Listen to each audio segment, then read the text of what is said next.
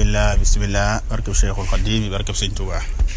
wasalaatu wasalaamu ala ashrafil mursalin sayidina wa walana muhammadin wa ala alihi wa ashaabi shawi ridwaani wa tamkin mbokk yi seetaan dañu dimlu ñu ngi leen di siyaare bu baax a baax rawatina ci weeru màgg wu tedd wi ñu nekk muy weeru koor di shahru ramadan al mubarak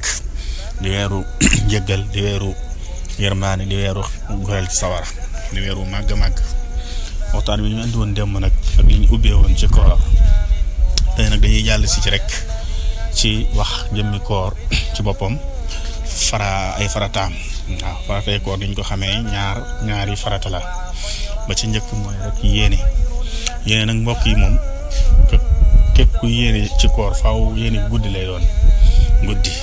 su fekkee ne ku nar a màng weeru koor bi yëpp la yéene bu njëkk yooyu muy njëkk a yéene ca bis bu njëkk ba rek dana ko doy sëkk du tee nag guddi gu ne rek ñu sopp ci moom mu yeesal yéeneem ñaareel ba ca topp mooy mu fexe ba bàyyi lépp loo xam ne day yàq koor te ci njëkk nag mooy lekk ak naan ak jaxasoo góor ak jigéen ni ki sëy góor ak jigéen waaw loolu yëpp ak moytoo génn di def lu génn maniyu wala mas yu wala yu ni demee loolu yëpp daal moytu ko ci bëccëgu weeru koor moom farata la ci koor gi. koor nag moom di lu am solo ci lislaam comme niñ ko waxee woon démb mu nekk bokk ci ponk islam yi nga xam ne yu dëgër la yi nga xamante ne yu dëgër goo xamante ne mën nga ne moo taawu islam moom ak i mbokkam waaw naa daal ñu gën a bàyyiwaat xel koor gi bu baax gën cee profité góorgóorlu ci ba mbooleem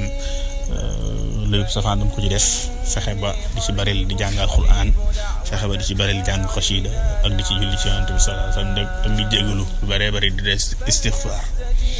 nga xam naa loolu mooy farata yi loolu lañu andi woon incha allah bu subaa ñu andi sunna yi